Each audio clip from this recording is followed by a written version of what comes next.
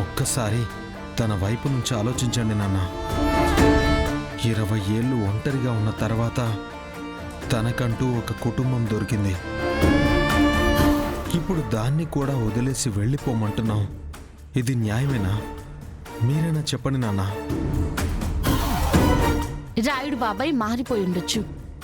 తను నమ్మిన న్యాయం కోసం ఎంత దూరమైనా వెళ్ళుండొచ్చు. కానీ ఇవన్నీ శ్రీవల్లి భయాన్ని మాత్రం పోగొట్టడం లేదు వదినా. తను చెయ్యని తప్పుకి 20 ఏళ్ళు బాధలోనే బతికింది. ఇప్పుడు మళ్ళీ అలాగే ఉండమని చెప్పడం కరెక్టేనా? ఏంటత్తయ్య, మొగుడు పెళ్ళం కలిసి ఏ ప్లాన్ కూడా చెడగొట్టేలా ఉన్నారు. వాళ్ళు మన పని మనల్ని మనశ్శాంతిగా ఎప్పుడు చేసుకొనిచ్చినారమ్మీ? ఏందన్నా అట్ట చూస్తా ఉంటావు? కౌశికి మీ బావ ఆలోచించేది మొదలు పెట్టినారు. ఏదో ఒకటి చెయ్యి, లేదంటే అమ్మి నీతో పంపించరు.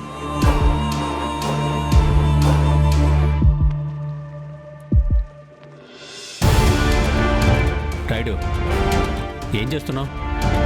ముందు పైకిలే. క్షమించు బా, నన్ను క్షమించు. నేను నా చెల్లెలు ఎన్ని తప్పులు చేసినా నువ్వు క్షమించినావో. శ్రీవల్లినే దగ్గరికి తీసుకున్నావో. నేను మారింది కూడా నీ వల్లనే బా. ఆ అమ్మిని నువ్వే క్షమించగలిగినప్పుడు నేను క్షమించకపోవడంలో అర్థం లేదనే బా. నేను కూడా మా చెల్లిని క్షమించిందే.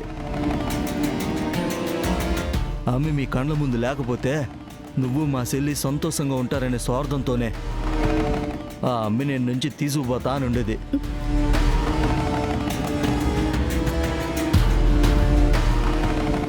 ఎంత కాదనుకున్నా ఆ అమ్మి కూడా నా మేనగోళ్లే కదా. ఇంటికి తీసుకుపోయి నా ఆస్తిలో కొంచెం వాటా ఇచ్చి ఒక మంచి సంబంధం చూసి ఆ అమ్మికి పెండ్లి చేస్తే ఆ అమ్మికి కూడా ఒక మంచి కుటుంబం ఉంటుందని నా ఆశ బా. అంతే బా, అంతే.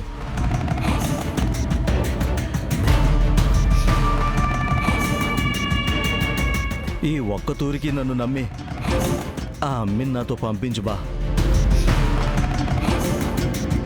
మావయ్య నన్ను బాగా చూసుకున్నాడని ఇదిగో ఈ అమ్మి నీకు చెప్తుంది. నన్ను నమ్ము బా. నిన్ను నమ్మడం నమ్మకపోవడం ఇక్కడ విషయం కాదు రాయుడు. కానీ శ్రీవల్లికి ఇష్టం లేకుండా నీతో వెళ్ళమని ఎలా చెప్పగలను? తను నీతో వస్తే తీసుకుని వెళ్ళు. శ్రీవల్లి ఆనందంగా ఉండడం కంటే మాకు కావాల్సిందే ఉంటుంది చెప్పు.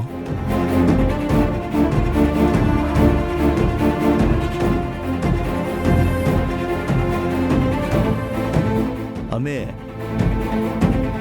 ఈ మామ నువ్వు అనుకున్నంత సెడ్డోడేం కాదు. చాలా మంచోడు. నాతో పాటు రా, ఊరికి పోదాం దా. వదినా,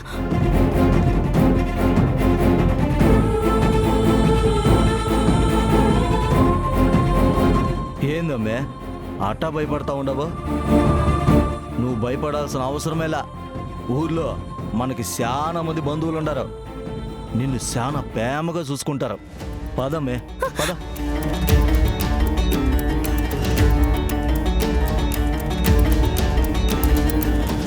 ఏందమ్మే చెప్తా ఉంటే బుర్రకెక్కడం లేదా? నువ్వేడ ఉండేదానికి ఈ లేదో. పద పద. రావాల్సిందే, రాను పో.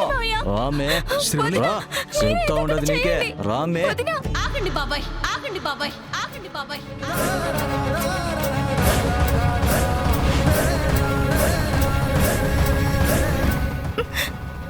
చెయ్యొద్దునండి.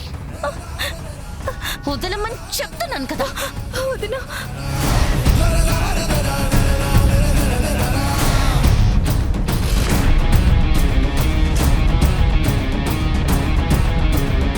ఏం చేస్తున్నారు మావయ్య? మిమ్మల్ని చూస్తేనే భయపడుతుంది. మీరిలా బిహేవ్ చేస్తే భయం పెరుగుతుంది తప్ప నమ్మకం రాదు.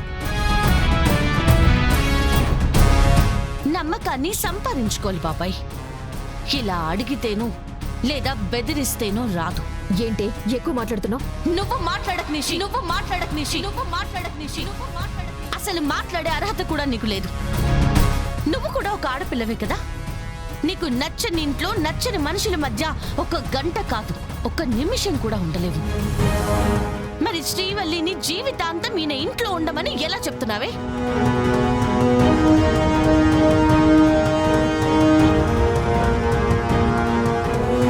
వదినా, ఒక్కసారి శ్రీవల్లిని చూడండి.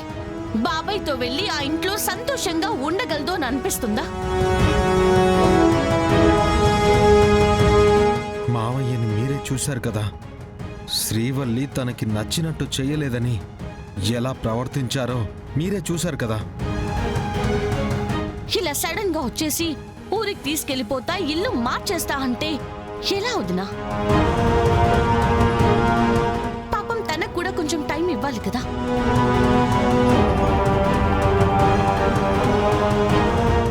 నాకెందుకు జగదాత్రి వాళ్ళు చెప్పింది కరెక్ట్ అనిపిస్తుంది మావయ్య. శ్రీవల్లి మిమ్మల్ని చూసి భయపడుతుంది. ఇంత సడన్ గా తీసుకెళ్లడం అనేది నాకు కరెక్ట్ కాదనిపిస్తుంది.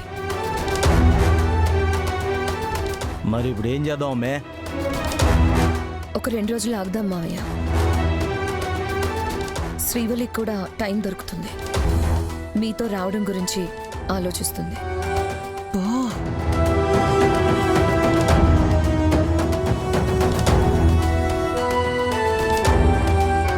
సరే కౌశికి, నీ మాట కోసం 2 దినాలు ఆగుతా.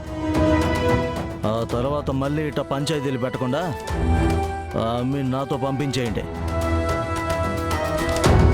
2 దినాల్లో వస్తా. వస్తా.